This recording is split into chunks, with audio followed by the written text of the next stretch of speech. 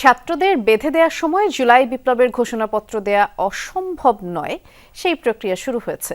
তবে এই উদ্যোগে রাজনৈতিক দলগুলোর একমত হওয়া জরুরি, এমনটা জানিয়েছেন বন ও পরিবেশ উপদেষ্টা সৈয়দা রিজওয়ানা হাসান।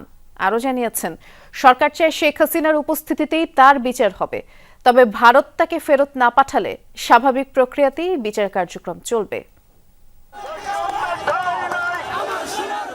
নতুন বাংলাদেশ গঠনের রূপরেখা দিয়ে মঙ্গলবার প্রোক্লেমেশন অফ জুলাই রেভলিউশন দেওয়ার ঘোষণা দিয়েছিল বৈষম্য বিরোধী ছাত্র আন্দোলন। বলা হয়েছিল এর মাধ্যমে ৭২-এর সংবিধানের অবসান হবে, রাজনীতিতে অপ্রাসঙ্গিক হয়ে পড়বে আওয়ামী লীগ। কিন্তু এই ইস্যুতে অন্তর্বর্তী সরকারের অবস্থান ও সংবিধান সংশোধন নিয়ে অন্যান্য রাজনৈতিক দলের মতভেদের কারণে জুলাই ঘোষণাপত্র দেওয়ার কার্যক্রম স্থগিত হয়ে পড়ে।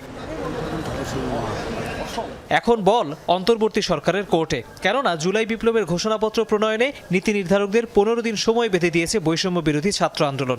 নতুন বছরের প্রথম দিনই সাংবাদিকদের সাথে এ বিষয়ে কথা বলেন পরিবেশ উপদেষ্টা। জানান, ঘোষণাপত্র তৈরির প্রক্রিয়া শুরু হয়েছে।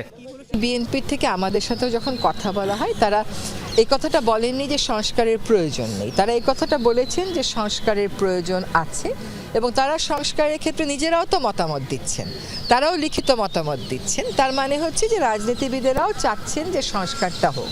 এখন সংস্কারের ব্যাপ্তি কতটুকুন হবে, সংস্কার কোন কোন ক্ষেত্রে হবে, সেটা কার মাধ্যমে হবে, এইটা করার জন্য রাজনীতিবিদদেরও একটা অবস্থান আছে। সেটার ক্ষেত্রে কিন্তু আবার আমাদের মাননীয় প্রধান উপদেষ্টাও বলেছেন তিনি ঐক্যমতের জন্য একটা আলাদা করে কমিশন করবেন, যেটা নেতৃত্ব উনি নিজেই থাকবেন। বৈষম্য বিরোধী ছাত্রদের দাবি, একই সাথে রাজনৈতিক সংস্কার এবং জুলাই বিপ্লবে হত্যাকাণ্ডের বিচার করতে হবে অন্তর্বর্তী সরকারকে। রিজওয়ানা জানালেন, বিচার কার্যক্রম পিছিয়ে পড়ার কোনো কারণ নেই।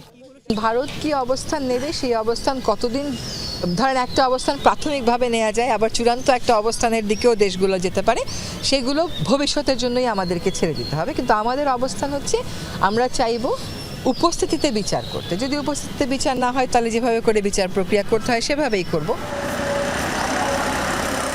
এর আগে বছরের প্রথম দিনই উপদেষ্টা পরিষদের বৈঠক অনুষ্ঠিত হয়। সেখানে সচিবালয়ে অগ্নিকাণ্ড নিয়ে বিস্তারিত ব্যাখ্যা দেয় ফায়ার সার্ভিস ও তদন্ত কমিটির প্রতিনিধিরা।